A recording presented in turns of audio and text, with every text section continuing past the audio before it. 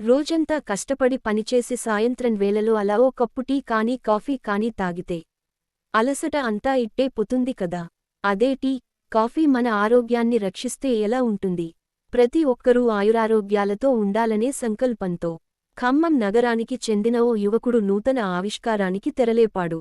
ప్రస్తుతం అనేక రకాల వంట నూనెలతో అనేక ఆహారాలు తినడంతో షుగర్ వ్యాధి వస్తుందనే ఉద్దేశ్యంతో ఖమ్మం నగరంలో ఇల్లందు వెళ్లే మార్గంలో వినూత్నంగా తాటి బెల్లంతో టీ, కాఫీ, స్వీట్స్ మరియు చిరుధాన్యాలతో మంచి ఆహారాన్ని తయారు చేసి అందరికీ అందించాలనే సంకల్పంతో వినూత్నంగా ఈ షాప్ను ప్రారంభించామని యజమాని అశోక్ అంటున్నారు.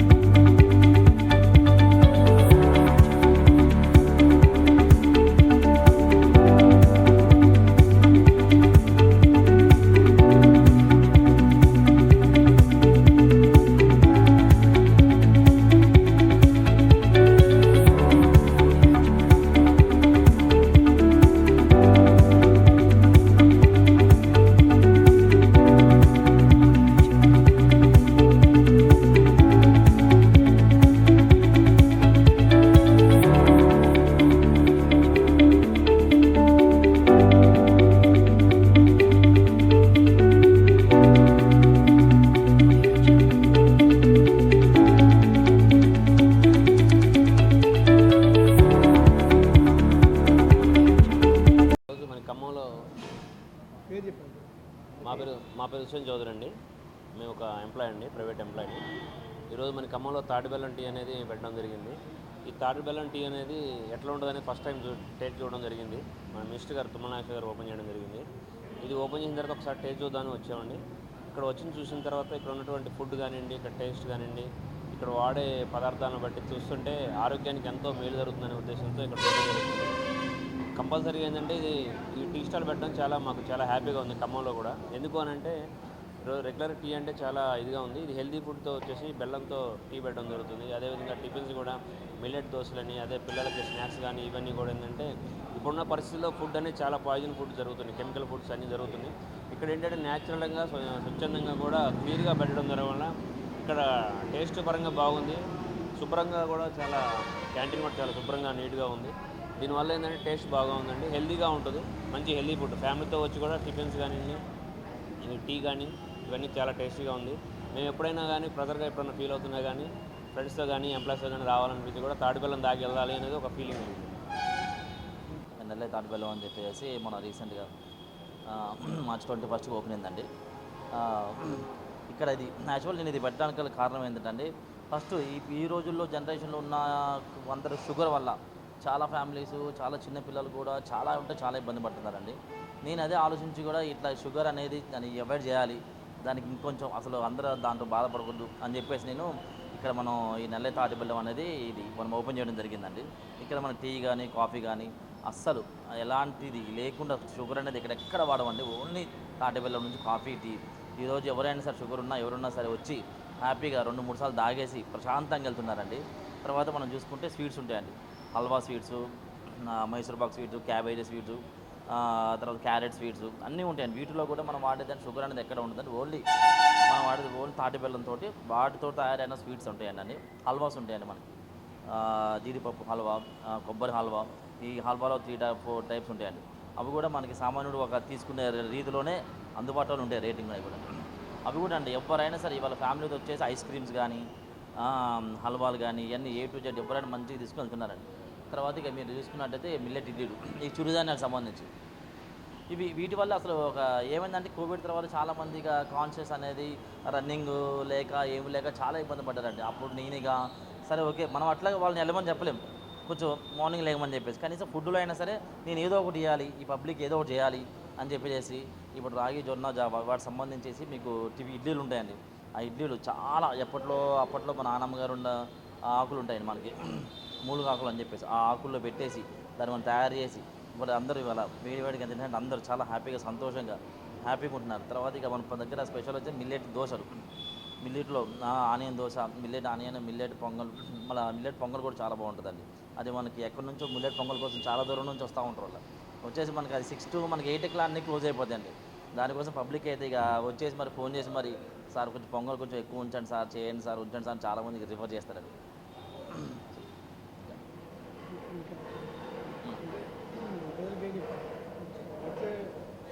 రాను అసలు యాక్చువల్ చెప్పండి, నాకు తెలిసిన ఇప్పుడు ఈ చూసిన జనరేషన్లో అని ఇవాళ చాలామందికి అవేర్నెస్ అనేది వచ్చేసిందండి. ఇప్పుడు ఒకప్పుడు ఉన్నంత కాదండి. ఇప్పుడు ఎప్పుడైతే కోవిడ్ తర్వాత ఇబ్బంది పడ్డ ప్రతి ఒక్క ప్రజలు కూడా వాళ్ళు ఎగిసి కొంచెం వాకింగ్ చేయడం, ఆరోగ్యమైన ధ్యాస పెట్టడం, కొంచెం తినే తిండిలలో నాకు తెలిసి 1-2-3 years తర్వాత ఆయిల్ ఫుడ్స్ అన్నీ అవాయిడ్ చేస్తారండి. ఈ ఆర్గానిక్ ఫుడ్స్ నాకు తెలిసి 3 yearsలో నెంబర్ 1 ఫుడ్గా ఇదే నిలబోదు. ఖమ్మంలో అంటే కంపల్సరీగా నెంబర్ 1 ఫుడ్ ఇదే నుంచి ఉంటుందండి. గేదెలు